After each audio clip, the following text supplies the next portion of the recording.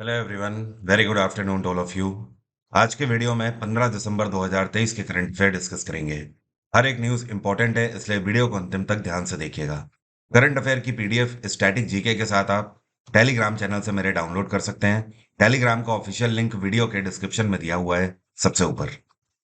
सबसे पहले बात करेंगे कल के क्वेश्चन की। कल मैंने आपसे सवाल यह पूछा था कि भारत का जो सेंट्रल बैंक है, जिसको रिजर्व बैंक ऑफ इंडिया हम बोलते हैं, इसने कौन सा ये देश है जहां पर सेंट्रल बैंक एज अ सर्व किया है, मतलब सेंट्रल बैंक की भूमिका निभाई है। तो आरबीआई दरअसल केवल एक देश नहीं बल्कि दो देशों में सेंट्रल बैंक की भूमिका निभा चुका है। एक तो देश है म्यांमार, जिसको पहले बर्मा के नाम से जाना जाता था। आपको ये पता होना चाहिए, रिजर्व बैंक ऑफ इंडिया ने 1947 तक स्थापना हुई है रिजर्व बैंक ऑफ इंडिया की 1935 में, और तब से लेकर 1947 तक म्यांमार के सेंट्रल बैंक की भूमिका निभाई है। इतना ही नहीं, रिजर्व बैंक ऑफ इंडिया के द्वारा जब पाकिस्तान की स्थापना हुई है अगस्त 1947 में, तो तब से लेकर जून 1948 तक पाकिस्तान के भी सेंट्रल बैंक की भूमिका निभाई है, जब तक पाकिस्तान के अंदर स्टेट बैंक ऑफ पाकिस्तान की स्थापना नहीं हो गई है। तो ये काफी इंटरेस्टिंग बात है, बहुत ही कम लोगों को पता होता है, और ये क्वेश्चन पूछा जा चुका है एक बार। और आरबीआई की बात करें तो इस टाइम पर हेडक्वार्टर है इसका मुंबई। पहले आरबीआई की स्थापना कलकत्ता में करी गई थी, और आरबीआई के जो गवर्नर हैं ये हैं शक्तिकांत दास।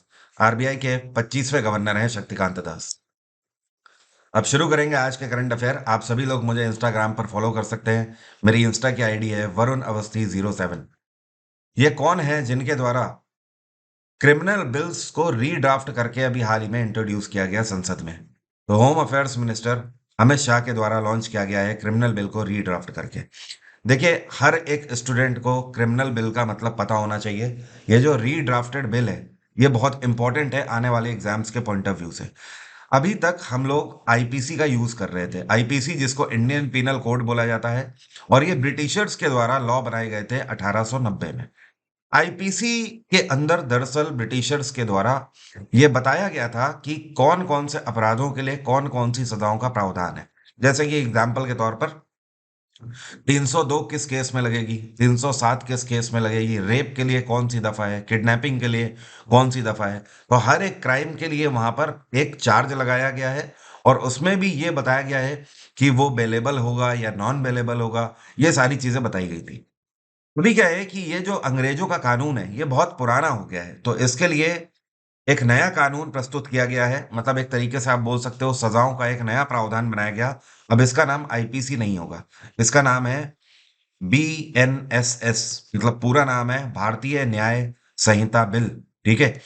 और इसको 2023 से अंकित किया जाएगा। मतलब कहने का, अब आईपीसी 1990 नहीं चलेगा, अब बीएनएसएस चलेगा 2023। इसके अंदर पहली चीज तो क्या बदलाव किया गया है, अभी तक जो टेररिस्ट की डेफिनेशन हुआ करती थी उसमें बदलाव किया गया है। मतलब किसी भी व्यक्ति को आतंकवादी करार दिया जाएगा किस हिसाब से, तो ये अभी तक चलता था ब्रिटिशर के कानून के हिसाब से। अब इसमें कुछ चीजें और जोड़ दी गई हैं, जैसे कि कोई भी व्यक्ति इकोनॉमिक सिक्योरिटी को हार्म करता है, या फिर आप ये मान के चलिए कि अगर आप कोई भी पब्लिक प्रॉपर्टी को डैमेज करते हो, सरकारी संपत्ति को, जैसे कि ट्रेनों में लोग आग लगा देते हैं, या सरकारी बसों में आग लगा देते हैं, सरकारी कार्यालय में आग लगा देते हैं। तो अगर कोई भी व्यक्ति इस तरीके की सरकारी संपत्ति को नष्ट करता हुआ पाया गया, तो उसको भी टेररिस्ट ही करार दिया जाएगा। इस नई परिभाषा के अंदर ये बदलाव हुआ है। दूसरा जो बदलाव है वो ये है कि कहीं पर कोई रेप केस है, मान लीजिए कोई रेप केस चल रहा है, तो अभी तक क्या होता था कि कोई भी कुछ भी प्रिंट कर देता था, अपनी मैगजीन में छाप देता था, अपने पेपर में छाप देता था। लेकिन अब से ये प्रावधान होगा कि अगर रेप केस चल रहा है किसी भी पर्टिकुलर व्यक्ति के ऊपर, तो आप उस केस से रिलेटेड कुछ भी छापने चाहते हैं, तो उससे पहले आप कोर्ट की परमिशन लेंगे, बिना परमिशन लिए आप नहीं छाप सकते। इसका सीधा प्रभाव कहीं ना कहीं पीड़िता के ऊपर पड़ता था, और उसकी आइडेंटिटी भी कई बार डिस्क्लोज कर दी जाती थी। तो इस वजह से अब इसको इस तरीके से सिक्योर किया गया है इस नए बिल में, ताकि जो पीड़िता है उसकी आइडेंटिटी डिस्क्लोज ना होने पाए। इस बिल में एक और नया बदलाव किया गया है। अभी तक जिसको मेंटल इलनेस कहा जाता था, क्या कहा जाता था? Mental illness. मतलब कोई व्यक्ति अगर दिमाग से पीड़ित है, तो उसका नाम बदलकर अनसाउंड माइंड कर दिया गया है। क्या कर दिया गया है? Unsound mind. और इस बिल के अंदर सेक्शन 85 में एक और प्रावधान है कि अगर कोई भी महिला की मेंटल हेल्थ को हार्म करता है, किसी भी तरीके से, तो उसके लिए सेक्शन 85 में सजा के प्रावधान है, उसको भी क्राइम कंसीडर किया गया है। ये कौन सा देश है जिसके द्वारा कबीर बेदी, इनको तो सभी लोग जानते हैं भारतीय सिनेमा में, इनको ऑर्डर ऑफ मेरिट से सम्मानित किया गया है? तो ये यूरोपियन कंट्री है, इटली। वैसे आपको जानकर अचंभा होगा, आजकल ये आपको मूवीज में, हिंदी सिनेमा में दिखते नहीं है। लेकिन इसके अलावा आपको बता दूं, ये इस वजह से नहीं दिखते हैं क्योंकि ये अमेरिकी सिनेमा में बहुत जोर शोर से काम कर रहे हैं पिछले समय से। इवन इतना ही नहीं, ये यूरोप की कई सारी मूवीज में भी काम कर चुके हैं। तो इनको यूरोप के ही देश इटली के द्वारा वहां पर सिनेमा में बेहतर कार्य करने के लिए ऑर्डर ऑफ मेरिट से सम्मानित किया गया है। ऑर्डर ऑफ मेरिट इटली का सर्वोच्च सम्मान है। और ये जो इनको सम्मान दिया गया है, इसमें इटली की प्राइम मिनिस्टर जॉर्जिया मेलोनी और इटली के प्रेसिडेंट सर्जियो मैट्रेला दोनों के साइन है। और ये मेडल इनको दिया गया है। इसके अलावा कल के वीडियो में मैंने आपको बताया था ये कौन है जिनको व्यास सम्मान 2023 से सम्मानित किया गया है। तो व्यास सम्मान से पुष्पा भारती को सम्मानित किया गया है। किसको? पुष्पा भारती। और इनकी नॉवेल जो 2016 में इन्होंने लिखी थी, यादें यादें और यादें, जिनके लिए सम्मानित करी गई हैं। अभी हाल ही में कौन सा शहर है जहां पर United Nations climate change conference में ग्लोबल रिवर सिटीज अलायंस को लॉन्च किया गया है? तो इसको लॉन्च किया गया है दुबई में। दुबई में COP 28 की मीटिंग थी, जिसके बारे में पिछले 10 दिन से कई बार मैं आपको बता चुका हूं, जहां पर प्रधानमंत्री नरेंद्र मोदी भी 2 दिन के लिए हिस्सा लेने गए थे। तो वहीं पर global river cities alliance launch किया गया है। इस अलायंस के अंतर्गत मेन उद्देश्य ये है कि दुनिया भर में 11 ऐसे देश हैं जहां में नदियों को साफ किया जाएगा। और सबसे बड़ी बात यह है कि ग्लोबल रिवर सिटीज अलायंस को नमामि गंगे प्रोजेक्ट लीड करेगा। जी हाँ, तो गंगा को क्लीन करने के लिए भारत का जो NMCG प्रोजेक्ट है, जिसको national mission for clean Ganga बोला जाता है, वो इसको लीड करेंगे। इसका मेन उद्देश्य होगा कि जिन देशों ने इसे ज्वाइन किया है उस देशों के अंदर भी नदियों को क्लीन किया जाए। टोटल अभी तक जितने देश ज्वाइन कर चुके हैं उनमें से हैं Japan, Cambodia, Egypt, Netherlands, Denmark, Ghana, Australia, ये सारे कंट्रीज हैं जिन्होंने इसे ज्वाइन किया है फिलहाल अभी। और इन 11 देशों के अंदर करीब करीब 275 नदियां साफ करी जाएंगी। पोलैंड के अभी नए प्रधानमंत्री कौन चुने गए हैं? पोलैंड में अभी इलेक्शन हाल ही में कंडक्ट हुए हैं और यहाँ के अब नए प्रधानमंत्री होंगे डोनाल्ड टस्क। और इन्होंने जो चुनाव में हराया है जिसको, तो इन्होंने हराया है मैट्यूस मोरविकी को। किसको? मैट्यूस मोरविकी। मोरविकी को जो वोट मिले हैं ये 201 वोट मिले और डोनाल्ड टस्क को 208 वोट मिले। एक और इंटरेस्टिंग बात, यहाँ पर जो इलेक्शन हुए थे, ठीक है, ये 2 महीने पहले इलेक्शन हुए थे, रिजल्ट अभी आए हैं। और ये जो जब इस तरीके की वोटिंग होती है तब एक हेल्दी कंपटीशन किसी भी देश में कहलाता है। मतलब 208 वोट जीतने वाले को मिल रहे हैं, हारने वाले को 201 वोट मिल रहे हैं। इसका मतलब यह है कि विपक्ष भी ऐसे में काफी मजबूत होता है। और पोलैंड में इस टाइम पे राष्ट्रपति कौन है? ये हैं एंड्रेस डूडा। क्या नाम है? Andrzej Duda. पोलैंड की कैपिटल क्या है? वर्सा इसकी कैपिटल है। ये कौन सा नेशनल हाईवे है जिससे हजीरा पोर्ट को अभी हाल ही में कनेक्ट कर दिया गया है और पहली बार यहाँ पर 6 लेन स्टील स्लैग रोड का निर्माण किया गया है? स्टील स्लैग का मतलब पता है? जब किसी भी स्टील कारखाने में स्टील का निर्माण किया जाता है तो उससे बहुत सारा वेस्ट निकलता है, मतलब स्टील का चूरा निकलता है, ठीक है, चूरा या बुरादा आप उसे बोल सकते हो। और आपको ये पता होना चाहिए, 1 टन जब स्टील का उत्पादन किया जाता है, मतलब 1000 किलो अगर स्टील उत्पादित करी जा रही है, तो उसमें 180 से लेकर 200 किलो स्टील का बूरा, जो कि वेस्ट माना जाता है, ये निकलता है। अब इस स्टील के बूरे का किया क्या जाए?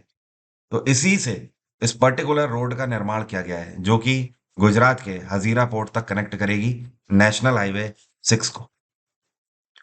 और भारत सरकार आने वाले समय में ऐसा ही करने की सोच रही है, जो ये स्टील का जो बूरा है, क्योंकि जाहिर सी बात है स्टील का उत्पादन तो बहुत जरूरी है। तो ये जो जितना भी वेस्ट बच रहा है स्टील स्लैग, उन सबको रोड के निर्माण करने के लिए भी यूज किया जाएगा। इस स्लैग की मदद से जो रोड है उसकी मजबूती 10 गुना ज्यादा बढ़ जाती है इवन। और ये जो हजीरा पोर्ट है, यही सूरत पोर्ट भी कहलाता है। तो कुछ और मत समझ लीजिएगा कि सूरत अलग है हजीरा अलग है। सूरत का ये जो पोर्ट है उसी को हजीरा पोर्ट बोलते हैं। बीसीसीआई के द्वारा ये कौन से खिलाड़ी हैं जिनको अर्जुन अवार्ड के लिए रिकमेंड किया गया है? तो भारत के क्रिकेट बोर्ड के द्वारा मोहम्मद शमी को अर्जुन अवार्ड के लिए रिकमेंड किया गया है। और भारतीय क्रिकेट बोर्ड ने भारत सरकार से रिकमेंडेशन करी है कि 2023 का जो वर्ल्ड कप था उसमें जिस तरीके का प्रदर्शन मोहम्मद शमी ने किया है, ये पूरे पूरे हकदार हैं अर्जुन अवार्ड के। अर्जुन अवार्ड खेल के अंदर दिया जाने वाला दूसरा सर्वोच्च सम्मान है। सबसे बड़ा सम्मान खेल के अंदर है मेजर ध्यानचंद खेल रत्न सम्मान। पहले इसको राजीव गांधी खेल रत्न पुरस्कार से जाना जाता था। क्या आप बता सकते हो अभी हाल ही में पद्मपनी लाइफ टाइम अचीवमेंट अवार्ड से किसको सम्मानित किया गया है? पद्मपनी।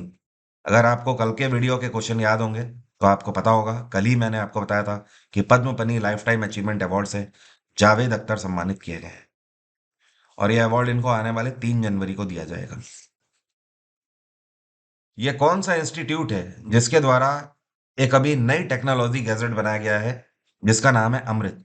और ये पानी की अशुद्धियों को दूर करने का काम करेगा। पानी में उस तरीके के मेटल आयंस जो कि हमारी बॉडी में नहीं जाने चाहिए, उनको इससे दूर करने का काम करेगा। एक तरीके से ये वाटर प्यूरिफायर है, आप ऐसा समझ लीजिए। तो इसको आईआईटी मद्रास के द्वारा बनाया गया है। ये नया सिस्टम अमृत इसका नाम है। और जैसे ही पानी इससे होकर गुजरेगा, ये वहीं के वहीं फिल्टर कर देगा मेटल आयंस को, आर्सेनिक एंड मेटल आयंस को। नवंबर का महीना बीत गया है, तो सरकार के द्वारा नवंबर 2023 में कितना रिटेल इन्फ्लेशन रेट दर्ज किया गया? तो इस बार जो रिटेल इन्फ्लेशन दर्ज किया गया है करीब करीब 5.5%, 5.55%। और अक्टूबर के कंपैरिजन में ये कम है, ज़्यादा है? ज़्यादा है। अक्टूबर में 4.87 दर्ज किया गया था, तो इस बार ये बढ़ गया। इसका सीधा सा मतलब ये है कि नवंबर के महीने में जो बाजार की स्थिति थी रिटेल मार्केट की, वहां पर चीजें थोड़ी सी महंगी रही अक्टूबर के कंपैरिजन में। और इसका सीधा फर्क जैसे कि चीनी हो गई, दाल हो गई, अनाज हो गया, सब्जियां हो गई, फ्रूट्स हो गए, इन सभी पर देखने को मिलता है। यह कौन सी राज्य सरकार है जिसने फैसला लिया है कि यह अपने राज्य के अंदर हर एक जिले में प्रधानमंत्री कॉलेज ऑफ एक्सीलेंस की स्थापना करेंगे? तो अभी मध्य प्रदेश में बीजेपी ने एक बार फिर से सरकार बनाई है और मध्य प्रदेश के मुख्यमंत्री कौन बने हैं? मोहन यादव, डॉक्टर मोहन यादव। इन्हीं के द्वारा सीट पर बैठते ही ये फैसला लिया गया है कि मध्य प्रदेश के अंदर हर एक जिले में एक सरकारी कॉलेज को पीएम कॉलेज ऑफ एक्सीलेंस में कन्वर्ट किया जाएगा। एमपी के अंदर इस समय पर 570 कॉलेज हैं और इन्हीं कॉलेजेस में से हर एक जिले में एक एक कॉलेज को चुना जाएगा और फिर उसका इंफ्रास्ट्रक्चर बेहतर किया जाएगा। सवाल यह है कि पीएम कॉलेज ऑफ एक्सीलेंस दूसरे कॉलेजेस से अलग कैसे होगा? देखिए, इसका मेन उद्देश्य ये होगा कि इसमें ऐसा इंफ्रास्ट्रक्चर डेवलप किया जाए कि जो सरकारी स्कूलों में पढ़ने वाले बच्चे हैं उनको स्पोर्ट्स का भी पूरा एनवायरनमेंट मिले। इसके अलावा उन्हें साइबर सिक्योरिटी से जुड़ी हुई जानकारियां भी मिले। आर्ट एंड कल्चर में जो जाना चाहते हैं वहां पर भी एक प्लेटफॉर्म मिले। इतना ही नहीं, जो महिलाएं हैं या फिर जो बालिकाएं हैं उनसे जुड़ी हुई जो भी संसाधन है वो उन्हें प्रॉपर मिले। जैसे कि टॉयलेट नीट एंड क्लीन होने चाहिए, ठीक है, सैनिटरी पैड, वेंडिंग मशीन्स भी हो सकता है यहाँ पर उसी तरीके से लगाई जाएं जैसे पहले पंजाब सरकार कर चुकी है। ओके, तो इस तरीके की ये सारी चीजें, एक ऐसा इंफ्रास्ट्रक्चर जो कि एक कॉलेज या स्कूल के लिए वर्ल्ड क्लास फैसिलिटी से सुसज्जित होता है, वो यहाँ पर चीजें प्रोवाइड कराई जाएंगी। और इसके लिए टोटल 460 करोड़ की धनराशि आवंटित करी गई है। मध्य प्रदेश में मुख्यमंत्री हैं मोहन यादव और यहाँ पे गवर्नर हैं मांगू भाई पटेल। कौन है? मांगू भाई Patel. Poonawalla housing finance company कौन नहीं जानता है, लेकिन अभी हाल ही में इसका नाम बदल गया है। इसका नया नाम क्या होगा? अब से इसका नया नाम है ग्राहम हाउसिंग फाइनेंस। ऐसा इस वजह से हुआ कि एक कंपनी है जिसका नाम है टीपीजी। इन्होंने पूनावाला हाउसिंग फाइनेंस के अंदर 99% स्टेक्स खरीद लिए। तो एक तरीके से आप देख सकते हो टीपीजी ने पूनावाला हाउसिंग फाइनेंस को खरीद लिया है। इनके केवल 1% अब शेयर है, तो अब चलेगी भी टीपीजी की ना। तो टीपीजी ने फैसला लिया है कि अब इसका नया नाम होगा ग्राहम हाउसिंग फाइनेंस। और यहाँ पर ग्राहम का मतलब घर से ही है। हिंदी में जिसको घर बोलते हैं या गृह बोलते हैं, और संस्कृत में उसी को ग्राहम बोला जाता है। ये कितने ऐसे राज्य हैं जहां पर अभी आपने देखा ना, मैंने आपको बताया कि नवंबर के महीने में रिटेल इन्फ्लेशन रेट कितना था? ये था 5.55%। तो आपको पता है, ये तो बात हो गई एवरेज, पूरे देश की बात हो रही है, ठीक है। लेकिन नवंबर के महीने में कितने ऐसे राज्य हैं जिनका जो इन्फ्लेशन रेट था वो एवरेज से ज्यादा था, मतलब जो ओवरऑल है उससे ज्यादा था। तो टोटल ऐसे 9 राज्यों के नाम दर्ज किए गए हैं जहां पर इन्फ्लेशन रेट एवरेज से ज्यादा था। और इसमें उत्तर प्रदेश भी है, कर्नाटक है, उड़ीसा है, बिहार है। ये वो राज्य हैं जहां पर नॉर्मल से ज्यादा महंगाई रही। ठीक है, मतलब लोगों को डेली यूजेस के आइटम के लिए, चाहे वो सब्जी भाजी तरकारी कुछ भी खरीद रहे हो, खुदरा मूल्य में वो कुछ भी खरीदने जा रहे हो, वहां पर उन्हें ज्यादा पैसे पे करने पड़े। बाजार में थोड़ा सा ज्यादा मुद्रास्फीति देखने को मिली है। इसमें तेलंगाना भी है, पंजाब भी है, ये ऐसे राज्य हैं। राष्ट्रीय ऊर्जा संरक्षण दिवस कौन से दिन मनाया जाता है? ये दिवस 14 दिसंबर को मनाया गया, कल के दिन ये दिवस मनाया गया। और इसको मनाने के पीछे का मेन उद्देश्य ये है कि लोगों को ये पता होना चाहिए कि क्लाइमेट चेंजेस की वजह से, ग्लोबल वार्मिंग की वजह से इस टाइम पर एनर्जी सेव करना कितना जरूरी हो गया है। तो बिजली की बचत करें, वही हमारा फ्यूचर है। और ये जो दिवस है ये सबसे पहले नेशनल एनर्जी कंजर्वेशन डे ये मनाया गया था ब्यूरो ऑफ एनर्जी एफिशिएंसी के द्वारा। और 1991 में पहली बार ये दिवस मनाया गया था। उसके बाद 2001 में जाकर करीब करीब 10 साल बाद एनर्जी कंजर्वेशन एक्ट का भी निर्माण किया गया। अब मेरा आज का सवाल बिल्कुल डायरेक्ट है। अगर आपको याद होगा तो आप बता दोगे, नहीं तो आप गूगल भी कर लीजिएगा, आपको पता लग जाएगा। आपको बताना है कि इनमें से कौन सी चीज है, नीम, लौंग, तुलसी या कॉफी, जिसका साइंटिफिक नेम है ओसिमम कैनिफ्लोरम। कमेंट बॉक्स में जल्दी से लिखकर बताइए। एग्जाम इंजन एप्लीकेशन में 2024 के लिए, चाहे आप किसी भी एसएससी के एग्जाम की तैयारी कर रहे हो, SSC, CGL, CHSL, CPO, MTS, कोई भी एग्जाम, जेई हो गया, किसी के लिए भी अगर कर रहे हैं, और या फिर आप किसी भी राज्य के एग्जाम की तैयारी कर रहे हैं, तो आप मेरा जीएस जीके का फाउंडेशन बैच अवेल कर सकते हैं एग्जाम इंजन ऐप में। स्टैटिक जीके का बैच भी आप मेरा अवेल कर सकते हैं। अगर आपको डिस्काउंट चाहिए तो आप sscgsguru@gmail.com पर हमें मेल करिए और अपना कॉन्टैक्ट नंबर जरूर लिखिए। तो टीम आपको कांटेक्ट करेगी और वहीं पर डिस्काउंट अवेल करा देगी। अगर आप हिस्ट्री, रिकॉर्डेड, ज्योग्राफी या फिर कंप्यूटर, इनके अलग अलग बैच भी लेना चाहते हैं तो वो सारे ऑप्शंस भी अवेलेबल हैं। आज की बात यहीं तक रहेगी। Thank you so much, have a nice day, take care, bye bye. आपका दिन मंगलमय हो।